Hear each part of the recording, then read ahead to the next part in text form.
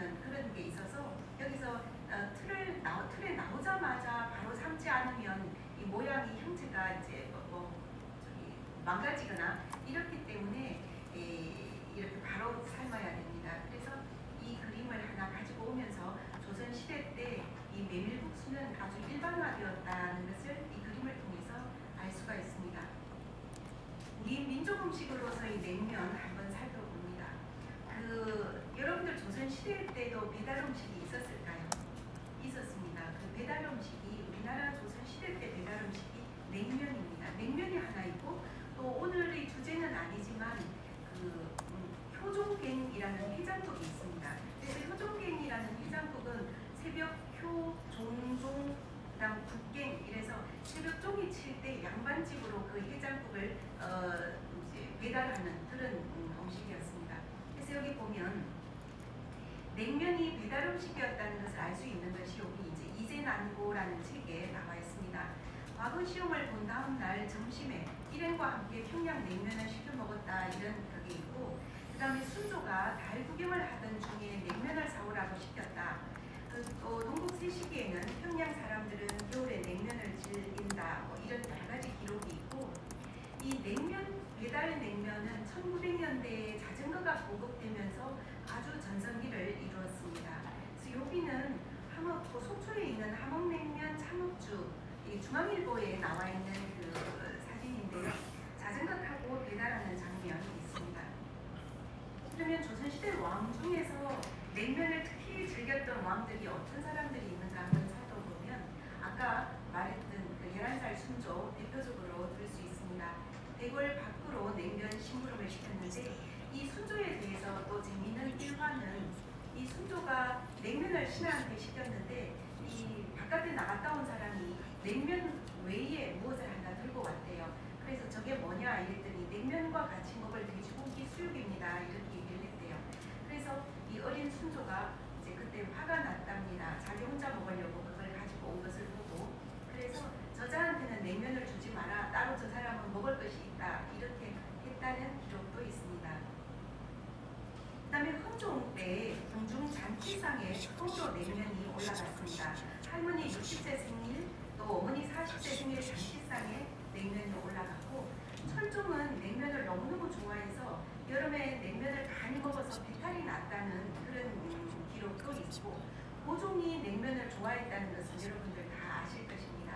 요거는 이제 고종 냉면을 재현한 것인데, 고종은 치아가 좋지 않아서 그 숟가락으로 배의 속살을 이렇게 긁어서 부드럽게 만든 위를 올린 그런 냉면으로 유명합니다. 기록에 나타나 있는 냉면이 굉장히 많습니다. 근데 첫 번째 보면 고려의 특색 있는 음식 10가지 중에 국수가 어뜸이다. 이렇게 고려 도경에 나와 있습니다. 그래서 이걸 보면 조선 아니고 고려 때부터 이 냉면을 먹어왔다는 것을 압니다. 그리고 이 국수는 물론 밀가루가 아니고 밀보다도 메밀이 우리나라에 먼저 들어왔기 때문에 메밀로 만든 국수였고, 한동안 밀가루가 완전히 우리나라의 식탁을 차지하기 전까지 대표적인 국수는 모두 메밀이었습니다. 그래서 그 겨울철 시식으로 메밀국수에 조김치나 배추김치, 그 위에 돼지고기를 얹은 냉면이 있다. 근데 관서지방 냉면이 가장 맛있다. 또 냉면의 재료라든가 아니면 그 위에 올리는 오명 이런 것에 대해서도 이제 기록이 되어 있습니다. 그리고 여기 해동죽지라는 책에도 보면 개성 서쪽은 모두 냉면을 잘 만든다. 그 중에서도 평양이 최고 명산지다. 이렇게 기록되어 있습니다. 일제강점기 이후에 평양이 이제 도시화되면서 평양의 대표 향토 음식으로 이 냉면이 자리 잡게 되었습니다. 그래서 명월관이라든가 옥류관 이런 냉면 전문점도 성행하게 되었습니다. 전쟁을 피해서 내려온 피난민들이 서울이나 부산 이런 곳에 자리 잡으면서 냉면이 우리 남한에 이제 뿌리를 내리게 되었습니다. 그래서 이때 피난민들에 의해서 얼집 면옥이라든가 우레옥이라든가 이런 것들이 탄생하게 되었습니다. 그래서 이 냉면은 분단 이후에 남과 북의 북이 각자 다른 길을 가고 있지만 냉면은 한 가지 하나의 뿌리에서 시작된 음식 문화라는 것을 알 수가 있습니다. 평양냉면과 함흥냉면, 우리는 여기서 물냉면, 비빔냉면 이렇게 얘기를 하고 있는데 평양냉면과 함흥냉면을 간단하게 비교를 해보면 평양냉면은 우리가 말하는 물냉면입니다. 메밀로 면을 뽑았고 메밀로 면을 뽑았기 때문에 이게 구수하고 담백하지만 툭툭 끊어지는 그런 맛이 있습니다. 그래서 메밀 100%로 이걸 만들면 국수를 만들면 호불호가 굉장히 강합니다. 그래서 현재는 메밀에다가 전분을 넣어서 조금 쫄깃한 맛을 주고 있습니다.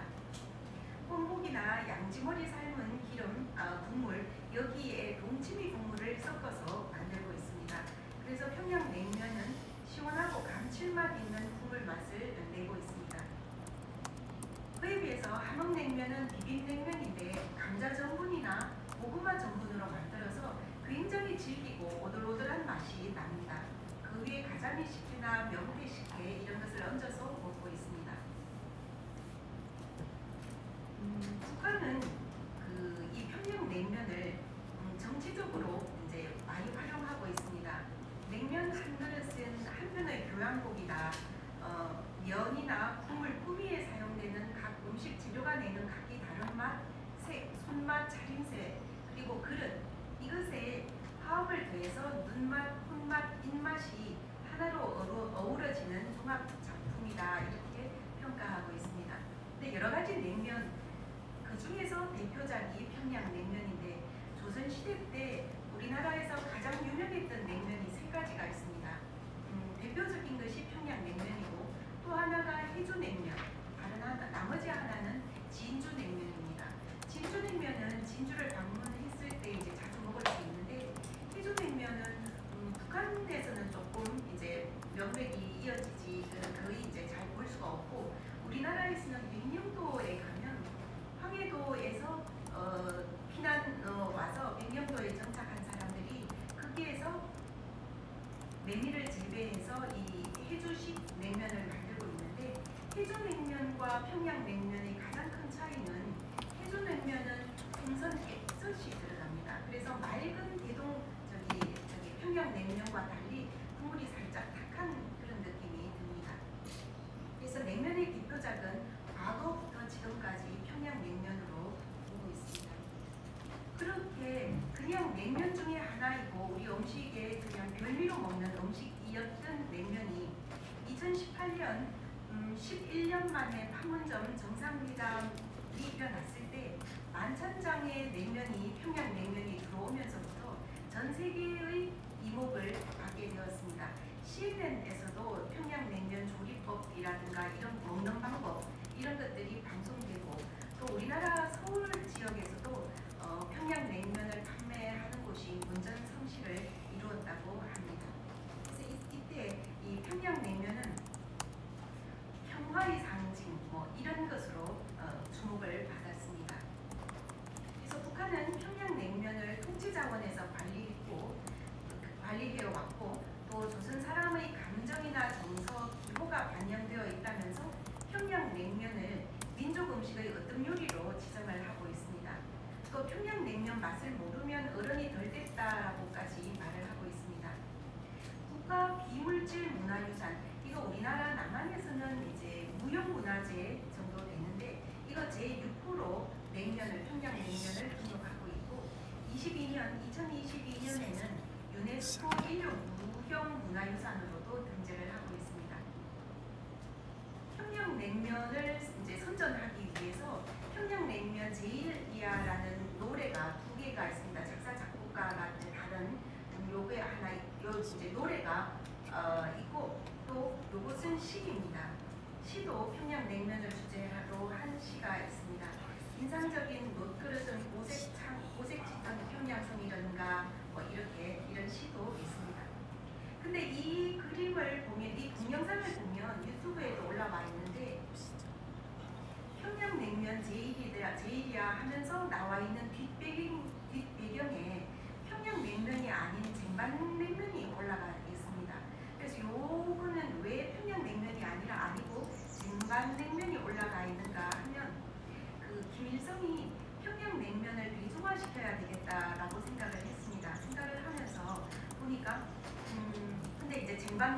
대중화시키기 위해서 쟁반냉면으로 이것을 이제 홍보를 했어요. 근데 이 쟁반냉면에는 어복이라는 소고기 뱃살이 들어가요. 근데 소고기 뱃살을 올려서 모든 인민들한테 먹이기는 굉장히 힘이 들죠. 그래서 어쨌든 홍보를 할 때는 모든 인민들에게 평양냉면의 맛있는 맛을 주기 위해서 이 어복 쟁반을 먹는다, 이제 보급한다 이렇게 했지만 사실은 2차 세계대전 후에 경제난을 겪으면서 여기 어복 그러니까 소고기 뱃살을 올리려면 소고기를 생산을 해야 되는데 소나 돼지는 사육값도 많이 들고 사육기간도 굉장히 길어요. 그래서 그것보다 짧은 사육값도 덜 들고 또 키우는 그 사육기간도 짧은 가금류를 많이 키워서 여기 닭고기를 위에 올려서 보급을 했습니다. 그러면서 인민들이 좋아하는 고기를 충분히 보급하고 그러면서 자신의 정체성을 확립했다고 합니다. 이거는 북한이 자랑하는 대동강변에 있는 평양냉면의 종가 옥류관 모습입니다. 근데 이 옥류관의 위치가 원래는 김일성의 관저로 사용하도록 추천을 받았다고 합니다. 그런데 김일성이 이쪽에서 저쪽에 강변 건너편에서도 보고 이렇게 보다가 보니까 이렇게 좋은 위치에 식당을 만들어서 모든 인민들이 같이 이제 즐길 수 있는 곳을 만들자 이렇게 해서 옥류관이라는 식당으로 만들어서 평양냉면을 대표 메뉴로 정했습니다.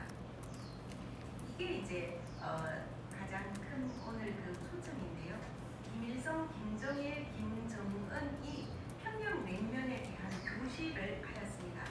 첫 번째가 전통적인 우리 국수의 특징은 구수한 맛에 있다.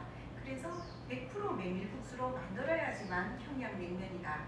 이렇게 여기에서 전통적인 우리 국수는 밀국수가 아니고 메밀국수입니다. 그래서 100% 메밀로 만들어야 한다는 것을 교시로 정했고 두 번째는 양념을 하지 말아야 한다. 그러니까 우리가 다대기라고 하면서 고춧가루 양념 넣는 거 그걸 하지 말라고 교시를 했습니다.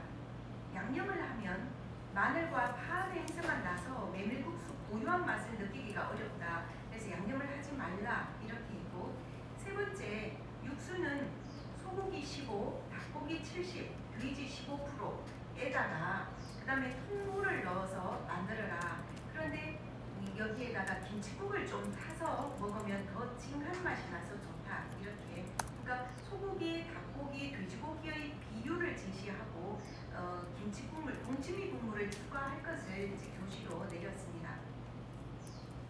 먹는 방법에 대한 교시도 있습니다. 식초를 육수에 치지 않고 국수사리에 쳐서 육수에 말아 먹어야지만 제맛을 느낄 수 있다. 금강산 갔을 때 사람들이 이거를 얘기를 하더라고요. 그래서 이렇게 우리 같이 갔던 사람들이 다 이 사람 말을 따라서 먹은 적이 있습니다. 이렇게 했는데 현실의 평양냉면은 어떤가 보면 교시라는 것은 절대 따라야 하는 그런 것입니다. 그럼에도 불구하고 100% 메밀국수로 만들어야 된다 했는데 현재 평양냉면은 순메밀이 아닙니다. 종갓집인 옥류관에도 메밀 비율이 60% 이하입니다. 그래서 일반 주민들은 메밀보다도 더 많은 녹마, 이게 전분이죠. 그래서 전분을 넣고 섞었기 때문에 면색이 검습니다. 검고 끈적끈적한, 이렇게 먹었을 때 맛은 끈적끈적한 맛이 납니다. 북한 냉면용 국수에는 메밀이 전혀 함유되지 않은 것도 있습니다. 요거는 한스라이들 재단의 그 젤리거 박사가 북한을 방문했을 때 찍어온 사진인데 냉면 국수를 봤는데 뒷면에 이렇게 보면 여기 확대를 했는데 주 원료라고 해서 밀가루, 전분, 소금 이렇게 세 개만 있지 메밀이 들어갔다는 말이 하나도 없습니다. 그래서 왜 이렇게 됐는가 하면 경제난으로 메밀을 충분하게 생산할 수도 없고 공급할 수 없기 때문에 이런 일이 일어나는 것입니다. 다음 두 번째는 양념을 하지 말아야 한다고 했습니다. 그래서 양념이 고명 사이에 들어있어서 그런데 현재는 양념이 고명 사이에 들어있어서 이것을 국물에 풀어먹는 그런 형태가 되었습니다. 그리고 옥류관에는 양념하지 말라고 했는데 양념만을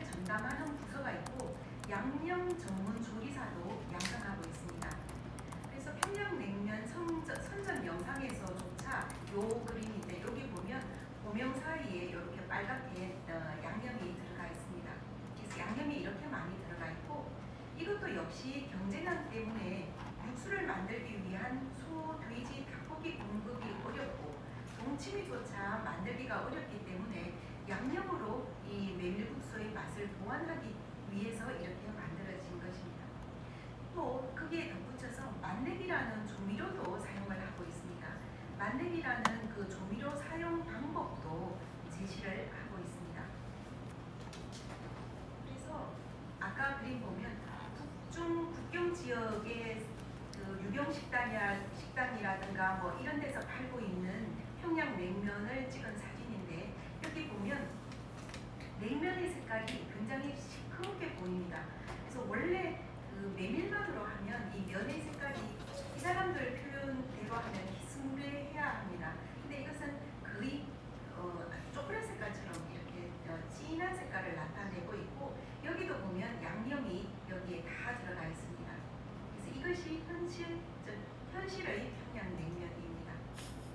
다음 세 번째, 육수는 소고기, 돼지고기 15, 70%, 15%에다가 김치국을 타라고 있는데 이 육수 조리법도 현재는 다릅니다. 그래서 북한에서 발간되는 조리책에서조차 평양냉면 육수의 비율이 일정하게 정해져 있지 않고 동치미 국물과 육수를 함께 쓰라고 한 것도 지금 지켜지지 않고 있습니다. 역시 그 김일성의 교실을 이행할 경제적 능력이 없기 때문입니다. 남한에서 파는, 그러니까 서울에서 파는 평양냉면이 평양의 평양냉면과 어떻게 다른가를 비교를 해보면 서울의 평양냉면 사리에는 북한보다도 메밀 함량이 더 많습니다. 그래서 여기에 보면 색깔이 다 아까 우리 북중 그 국경지역에서 봤던 메밀 색깔과 달리 그 사람들이 표현하는 희스무리한 색깔을 나타내고 있습니다. 두 번째, 육수에 우리 서울에서 파는 평양냉면의 그 육수에 고기 향이 더 진합니다. 소고기, 사태, 양지, 우둔, 삼겹살 이런 것을 섞거나 또 한두 부위만 강조해서 육수를 내서 구수한 감칠 사용하고 있고 또 사골이나 잡뼈 이런 것들을 우려서 아주 구수한 육수 맛을 내고 있습니다. 그다음 세 번째, 그 북한의 교시, 김일성의 교시와 달리 양념장을 넣고 있지만 우리는 오히려 양념장을 넣지 않고 슴슴한 맛, 담백한 맛을 지키고 있습니다. 오명은 서울의 평양냉면, 서울에서 파는 평양냉면이 그 평양의 평양냉면보다도 훨씬 고명이 적게 들어가고 있습니다. 이 그림에서 보면 이것과 앞에서 나와 있는 이것을 보면 여기는 소고기, 돼지고기, 닭고기에다가 배, 오이, 달걀 층층이 이렇게 쌓았습니다. 그래서 고명도 우리가 고명은 조금 더 적게 넣고 있습니다. 근데 한 가지 그 북한의 평양냉면을 잘 지키고 있는 것은 뭔가 하면 여기는 녹그릇을 쓰고 있는 곳도 있지만 대부분 스텐으로 된 그릇을 사용합니다만 이 사람들은 그 녹그릇을 사용하고 있다는 것은 잘 지켜지고 있습니다. 그래서 우리 민족의 유산인 평양냉면, 이것은 단순한 맛의 통일이 아니라 기억의 통일입니다. 현재 서로 다른 조리법을 사용하지만 우리 민족의 공통된 맛에 대한 기억을 우리는 다 공통적으로 가지고 있습니다. 그래서 통일은 식탁 위의 공감에서 시작이 됩니다. 어떤 음식을 먹으면서 이질감을 느끼거나 동질감을 느끼거나 이런 것들이 다 음식에서 출발한다고 볼 수 있습니다. 그래서 같은 음식을 먹고 같은 맛을 느끼는 순간 마음의 통일은 시작되었다고 봅니다. 그래서 평양냉면은 지금까지 우리가 살아온 우리의 과거이자 또 앞으로도 계속되어야 할 그 미래라고 봅니다. 평양냉면이 우리 음식 문화의 한 중심에 자리 잡고 있다는 사실이 중요하게 생각을 하고 우리 민족의 공통된 유산으로 잘 보존해야 될 것 같습니다.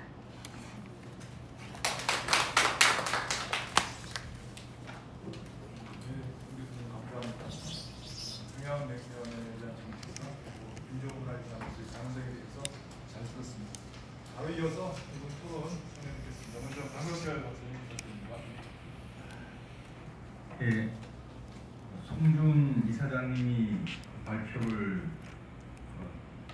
들으면서 남북한은 한 나라고 통일이 꼭 되어야 된다 하는 생각을 하게 되었습니다. 지금 우리가 그 남북으로 분단된 후에 크고 작은 갈등들을 겪어왔는데 우리 경제력이 앞서고 군사력도 증강되면서 북한에 대해서 자꾸 이렇게 부담을 주고 관여하는 것보다 다른 나라처럼 이렇게 대하면서 은근히 통일을 해야 하는 것이 맞지 않은가 하는 생각을 했습니다. 왜냐하면 자꾸 갈등을 겪는 것보다는 갈등을 줄이는 것이 필요하기 때문에 그렇습니다. 근데 최근에 북한에서 2023년 말에 김정은이 남한과 북한은 통일할 수 없는 완전히 다른 국가이고 적대적인 국가이다. 이렇게 하는데 그러면 우리나라에서 어떻게 되냐? 우리나라에서는 이거에 대해서 대응을 좀 피하면서 그냥 우리가 한 나라이고 통일을 해야 된다는 것에서는 변함이 없는 태도를 그런 정책을 유지해야 되는데 우리나라에서도 두국과론을 말하는 걸 들으면서 굉장히 우려스럽습니다. 왜냐하면 통일이 남북한의 합의에 의해서 통일하자 이거는 좀 어렵고 남북한이 이렇게 관계를 잘 관리하고 있다가 어떤 북한의 급격스러운 변화에 의해서 통일이 될 수도 있습니다. 이게 백두산이 폭발한다든가 아니면 이렇게 생각외 큰 격변이 일어나는 때 북한에서 어느 쪽에 붙을 것이냐, 우리가 한 민족이다라는 이런 것이 유지될 때 한국에 붙으지, 만약에 두국관문이 남북한에서 일어나고 그래서 서로 다른 나라라고 서로 인정을 하면 중국에 붙어서 중국의 복속될 확률이 커지는 거죠. 왜냐하면 사회주의 체제가 유사성이 많고 북한 주민들도 그런 걸 바랄 수 있습니다. 그래서 이게 상당히 우려스러운데 지금 남북한 국민 모두가 냉면 이거 먹으면서 우리 한민족이다. 그래서 오히려 이런 쪽으로 좀 더 발전시켜서 냉면 이런 것을 좀 세계적으로 많이 확산시키고 잘 개발해서 외국인 입맛에도 맞게 하면 한국냉면, 남한, 북한은 원래 한 나라고 하나로 통일돼야 된다 이런 인식을 강화하게 되고, 그리고 남북한 국민 모두가 우리는 한민족이다. 체제가 달라지고 정치적인 갈등이 있어도 한민족이라는 걸 잊지 말고 통일을 향해서 가야 된다. 이런 점에서 아주 오늘 청준 이사장님이 발표는 참 마음을 많이 움직입니다. 그리고 이게 발표를 들으면서 냉면 배달시켜가지고 한 그릇씩 먹으면서 이렇게 들으면서 좋았지 않나. 이게 정말로 이게 냉면 먹으면서 우리는 한민족이고 시간이 걸려도 인내심 갖고 통일을 꼭 이루어야 된다. 이런 생각을 잠깐 해봤습니다. 좋은 발표 해주셔서 감사합니다. 네, 감사합니다.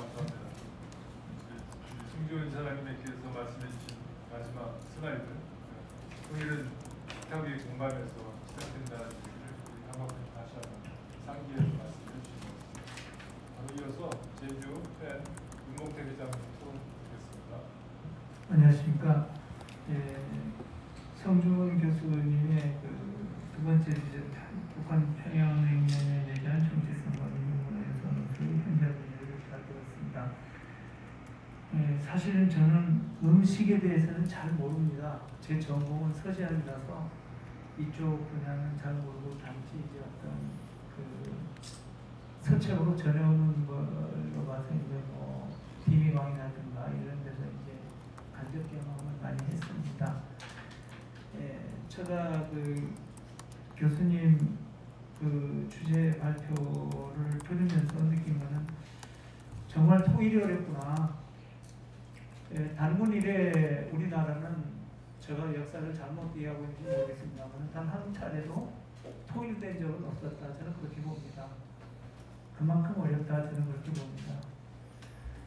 우리가 늘 통일에 대한 중요성은 알고 있지만 서로 이념과 체제가 다르기 때문에 그게 이루어지지 않지 않았을까. 저는 그렇게 보고요.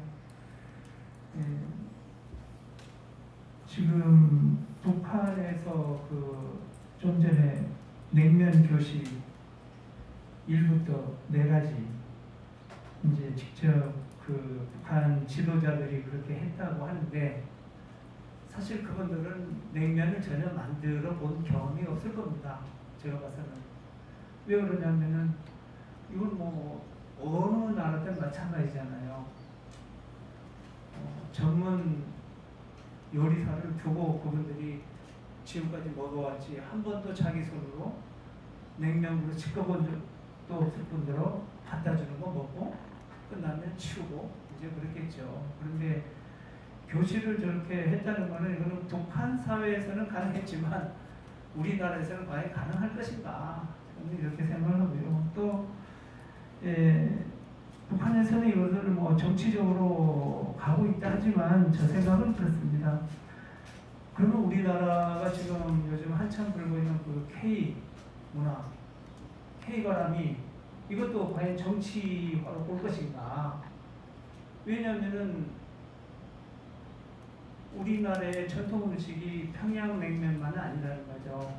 고유적으로 얘기하자면 김치, 된장, 간장, 막걸리, 전 국민이 통일되다시피 한 음식이 따로 있다는 거죠. 그 중에 평양냉면은 하나의 기호식품이지 식사 중에서도 주 반찬으로 등장하지는 않는다는 거죠. 주 반찬으로 등장하는 것이 우리가 어떤 통일성을 기하는데 더 옳지 않겠나 그런 생각을 하고요. 또는 그러면 이제 좀 전에 말씀드렸듯이 우리가 국가 차원에서 지금 K문화를 역대 정부에서는 다 했습니다. 특히 우리나라는 OECD 국가 중에서도 좀 낮기 때문에 1970년대부터 스포츠에 중심을 뒀지 않습니까? 스포츠 문화에 대해서 어디 가서 올림픽 가서 월드컵 가서 메달만 있다면은 그게 국가 선양이 되는 걸로 이렇게 되죠. 그렇기 때문에 그거는 지금도 이어지고 있는 것 같고 그래서 저는 K문화도 이것이 정부 차원에서 처음부터 이루어진 것이 아니고 개개인의 문화예술인들이 노력에 의해서 이게 세계화된 것이지 정부가 홍보해서 된 것은 아니다. 저는 그렇게 봅니다. 정부는 그냥 숟가락만 얹는 거지 결국에는 개인의 노력들이 힘썼다는 것이죠. 이제 저는 그렇게 보고요. 그래서 그런 차원에서 본다면은 음식 문화에서 역사 지역을 우리가 어떻게 놓고 볼 것인가.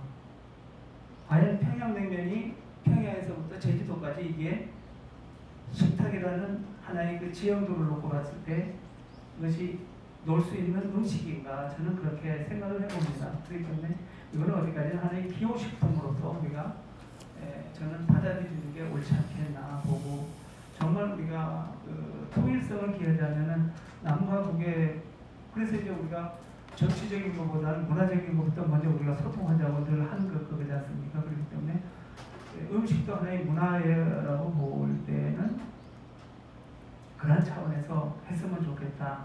일리를 들자면 제주도에도 자리물레라는 게 있습니다. 지금도 자리물레 먹을 수 있는데요.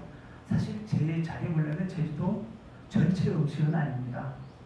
1970년대까지만 하더라도 삼북 쪽에서는 별로 자리물레는 안 먹었습니다. 그렇기 때문에 지금도 한라산 북쪽에서는 자리를 이렇게 썰어서 회무치 있는 거 써는 거 보면은 서귀포 쪽하고 전혀 다르게 합니다. 먹다가 가시 걸릴 정도로 이제 그렇게 하는 거죠. 그렇기 때문에 이 문화라는 것도요, 제주도라는 이 짧은 문화에서도 제주 자리물레는 문화다 다 좋아하지만은 이렇게 지역마다 특성이 다르고 또 자리물레 같은 경우에도 이제 제가 이제 토론물을 썼었습니다만은 재료가 한 14가지가 들어가요. 엄청 많이 들어갑니다. 이 14가지가 다 들어가야 되고 숟가락을 이렇게 그릇에다가 딱 꽂았을 때 숟가락이 안 쓰러져야 제자신 자기문에다 이렇게 하거든요. 마찬가지로 평양냉면도 정말 오리지널 평양에서는 정말 좋은 음식이다 보고, 또 저는 북한 땅을 한 번도 안 밟아봤습니다. 백두산 갔을 때 북한 지역에 몇 발자국 들어갔다가 나온 것 빼고는 실제 저는 북한에 가본 적은 없습니다.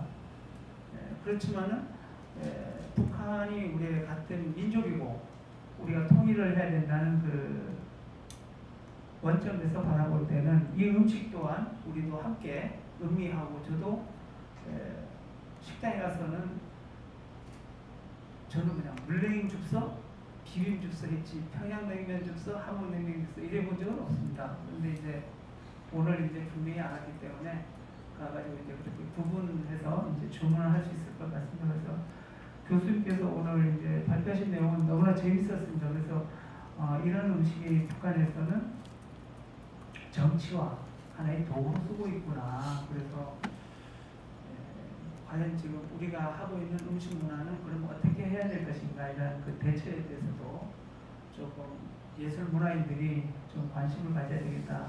그래서 이번 교수님 그 발표문에서 많은 것을 저는 느꼈습니다. 그래서 이런 부분에서 우리가 좀 새롭게 좀 전개할 필요가 있겠다. 그런 차원에서 이번 교수님 발표문은 참 유익했다고 봅니다. 이사로 마치겠습니다. 일련의 감사합니다.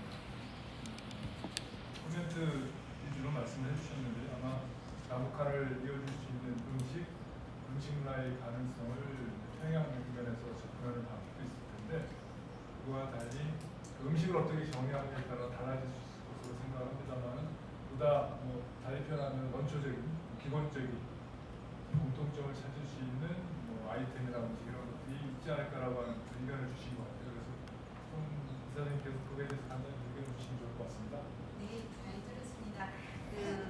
요거 이제 평양냉면을 주제로 한 것은 남북 정상회담을 계기로 평양냉면이 전 세계적으로 유명해졌기 때문에 그걸 이제 한 예로 들은 것이고, 우리나라가 유네스코에 등재되어 있는 게 김장 문화가 있습니다. 그래서 그런 거 우리가 남북한 공통으로 하고 있는 것들이, 우리 같이 공유하고 있는 것들은 굉장히 많습니다.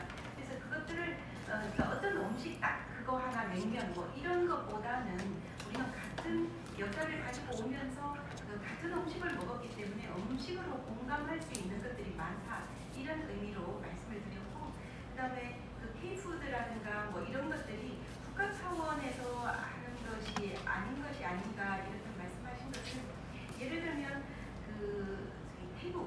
태국이 우리나라보다도 훨씬 더 전에 태국 음식을 세계화하는 것에 성공을 했어요. 그래서 그 성공한 대표 나라로 태국을 들 수 있는데, 나라가 이렇게 도와주지 않으면, 정책적으로 이렇게 하지 않으면 조기사들이라든가 문화예술 하시는 분들의 힘으로만은 세계화하기가 굉장히 어렵습니다. 그래서 그런 의미에서 예전에 이명박 대통령 때는 떡볶이를 했었고, 먼저 꾸준히 계속 그 세계화를 하고 있는데, 나라에서 한국 음식 세계화, 이것은 좀 많이 정책적으로 도와줘야만 되는 거라고 생각을 합니다. 네, 감사합니다. 혹시 시간은 많이 지났는데 혹시 질문 있으시면 말씀드립니다. 아니, 질문이라기보다 평양냉면만 얘기하셨는데 북한 사람들 함흥냉면도 많이 먹죠. 근데 제가 옥류관에 가서 냉면 먹어봤거든요. 근데 그때 느낌이 희무수레합니다. 색깔이 거기는. 제가 심양이나 어디 연길이나 상해나 캄보디아나 이런데 냉면 다 북한 식당 가서 먹어봤는데, 거기 좀 무슨 데 맛처럼 좀 검고 좀 녹말이 많이 들어간 것 같았는데, 옥류관은 이게 먹어보니까 이게 좀 보통 질겨가지고 냉면에 한 번 들어가지 않으면 끊기가 어려운데 이게 잘 끊어지더라고요. 그리고 좀 심심하고, 그래서 우리는 이쪽 맛에 익숙했기 때문에 좀 맛이 좀 우리하고 많이 다르다는 생각이 들었습니다.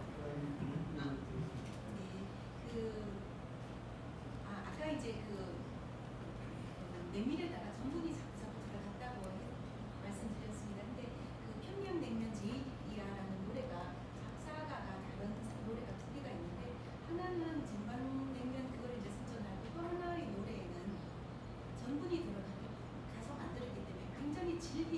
즐겨서 굉장히 맛있다. 즐긴 맛이 뭐 제이비한 뭐 이러면서 하는 그런 가사가 있어요.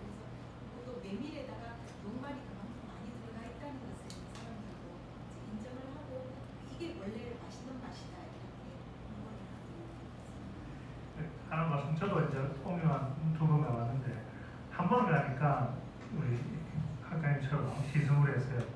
한 번은 진짜 끈적끈적 하더라고요. 시커멓고. 그래서 정상회담 때 논문은 두 사람 가져온 것은 분명히 희수물이었습니다. 근데 금강산에 이제 옥류관 본점이 생기니까 몇 번을 갔었는데 맛이 다르더라고요. 끈적끈적해서. 그래서 이게 옥류관 분점하고 좀 다르지 않느냐. 제가 옥류관 평양 옥류관하고 이 금강산 근데 그 사람들이 대답을 이렇게 하더라고요. 물이 달라서 그렇습니다. 그렇게 설명을 하네요. 네, 감사합니다. 오늘 특별한 소재를 가지고 국민들을 생각하시고 귀한 자리를 마련해주십니다.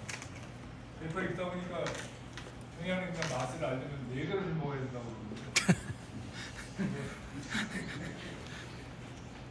굉장히 재미있는 발상. 음식을 이제 보면서도 국민들을 생각해 볼 수 있는 기회가 됐습니다. 말씀해 주셨던 것처럼 식당, 음식을 통해서 남북한을 하나 될 수 있는 찾아나가는 그런 좋은 좌표가 생기지 않았나 싶습니다. 아무튼 귀한 답변 주신 송이사장님 감사합니다. 두분 소장님 감사드리고 우리 세션도 마치겠습니다. 고맙습니다. 잠시 이전에